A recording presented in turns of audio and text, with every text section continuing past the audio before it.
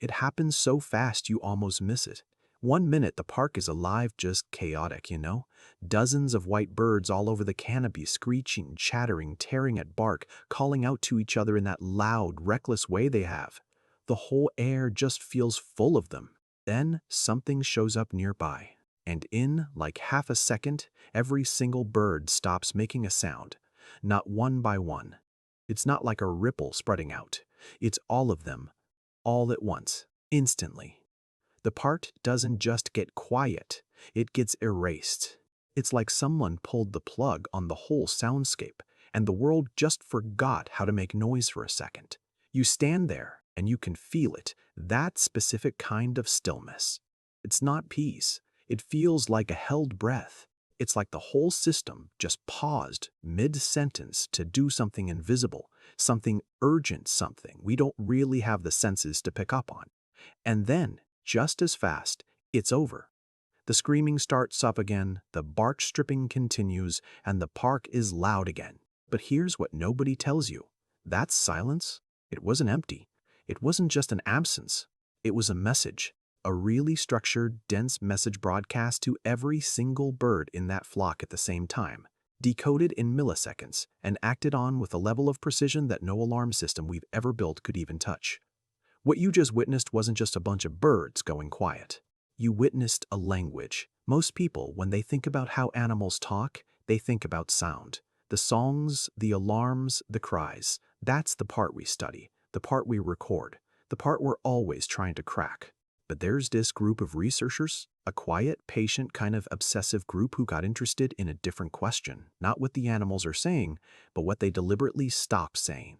And when they turned that question toward cockatoos, it completely reframed what silence actually is. Because it turns out, a cockatoo silence isn't just one thing. It's not just a single off switch that flips when there's danger. It's a whole vocabulary. There are distinct signatures, different lengths, different levels of intensity, different ways they start making noise again, and each one encodes specific information about whatever triggered it. The flock doesn't just go silent. It goes silent in a specific way. And that way tells every bird in that tree exactly what showed up, where it is, and exactly how much they should be worried right now. Most people, when they think about animal communication, think about sound. The calls, the songs, the alarm cries. That's the part we study, the part we record, the part we try to decode. But there's a class of researchers, a quiet, patient, slightly obsessive group of behavioral acousticians who became fascinated by a different question. Not what animals say, but what they deliberately stop saying. And when they turned that question toward cockatoos, what they found completely reframed what silence is.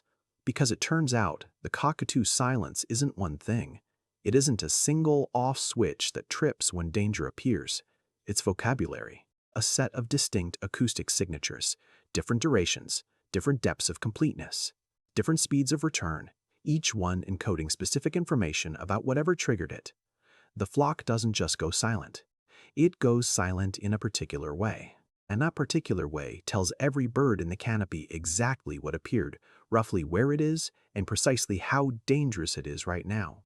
Most people walk past a suddenly quiet tree and assume the birds are scared. They're not scared. They're not scared. They're communicating in a language made entirely of nothing. Here's why this matters more than you might expect. We live alongside these birds. They're in our parks, our gardens, our streets. Every morning, millions of people share physical space with one of the most acoustically sophisticated creatures on Earth and have no idea what's being said around them. But more than that, this research changes the way scientists think about the relationship between noise and intelligence, about what it means to communicate, about where language really begins and ends. The idea that a moment of coordinated silence could carry more structured information than a call, that nothing could be more precise than something, turns out to be one of the most quietly radical discoveries in modern behavioral science. And it all starts with a question so simple it almost sounds naive. Because in a world where sound means safe, silence means something else entirely. And the shape of that silence, how long it lasts, how total it is, the way it collapses and then snaps back, it carries info, just like a word carries meaning. Think of it like the negative space in a sentence. You know how a pause in human speech can mean uncertainty, or emphasis, or even danger. Cockatoo flocks operate on that same principle, just scaled up to the speed of survival. A 2-second silence that feels kind of incomplete, like you've still got birds shifting and a few random calls from the edges. That's just a low-level alert. Something was spotted. They're weighing it up. It's probably not a direct threat. Just stay alert, but keep doing what you're doing. But an 8-second silence? The kind that's totally unnervingly complete? Every single bird is frozen. No movement in the canopy. No chirps, nothing. That means a confirmed threat. It's the "don't move" signal. The difference between those two silences isn't about volume. It's about the architecture, and every bird in that flock can read that architecture instantly. But here's the strange part. Researchers studying these cockatoos in New South Wales started noticing things that didn't quite fit the standard model. The depth of that silence, whether it really reached the birds at the very edge of the flock, didn't just change based on the threat.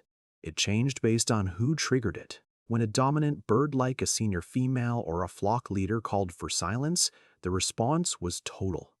Instant. Every bird went quiet in the first wave, even if they hadn't seen the threat themselves.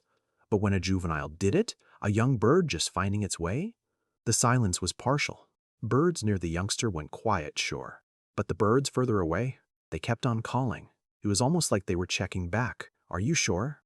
The silence wasn't just telling them about the world outside. It was telling them about the bird that made the call. See, the flock wasn't just reacting. They were actually encoding the source of that information, and they were weighting it too based on who it came from, who they trusted most. In human terms, we call that social epistemology, essentially, judging how reliable information is based on the source. But in a system with no words, no names, and no language at all, these birds had figured out a way to communicate things like, "I trust this signal completely," or "Hold on, I need to verify that." Now think about what happens when the silence finally breaks. The return to noise isn't random. It's not just a bunch of individual birds deciding they feel safe enough to start squawking again. The whole thing follows a strict pattern that mirrors their social hierarchy. The first sound back is almost always a short, low-frequency note from a senior bird. Think of it as an all-clear signal. It's not just the end of silence. It's an active command. The threat is resolved. Resume normal operations. What follows is a cascade. It's not an explosion of noise, but a structured refilling of the space, starting from the center of the social structure and moving outward. Researchers found that the time it takes to get back to full volume is actually consistent enough to be diagnostic. If they're back to normal in under 4 seconds, the threat is gone. But if it takes 8 seconds or more with gaps and hesitations, the threat is still there, just not actively hunting. The silence wasn't just signaling an arrival. It was tracking the threat in real time. Duration, completeness, return speed. These 3 things form an acoustic fingerprint for every single threat they encounter. Researchers call it a silence profile, and it's different for everything: a hawk, a cat, a dog, a human, a drone. Each one produces a distinct pattern that the flock reads and reacts to perfectly. But there's one trigger that produces a profile unlike anything else. There's this one specific stimulus that causes total, immediate cessation with zero return. No partial calls, no testing the waters, no juvenile mistakes. Just nothing. For as long as that object is there, it's absolute silence. And here's the kicker. This isn't a predator they currently face. It's not a hawk or a peregrine. Those usually trigger loud, frantic alarm calls before the silence hits. No, this trigger is for a large, slow, silent object that just drifts across the sky, something that creates a shadow without making a sound. The profile matches almost exactly the behavioral signature of the Haast's eagle. That was a massive, terrifying raptor from New Zealand that went extinct about 600 years ago. The cockatoos are reacting to anything in their current world. They're running a threat protocol written for something their ancestors dealt with on a completely different continent, in a different era. The silence for the most dangerous thing they know, the one that triggers the most total, unbreakable quiet, is calibrated for a predator that's been gone for 6 centuries. So, go back to that park in your head, that moment of total stillness.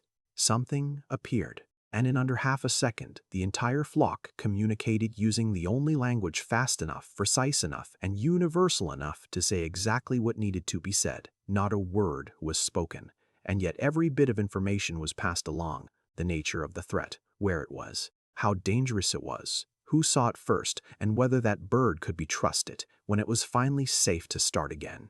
You were standing right in the middle of a conversation happening at a speed and resolution that human language just can't match. You heard silence. They heard everything.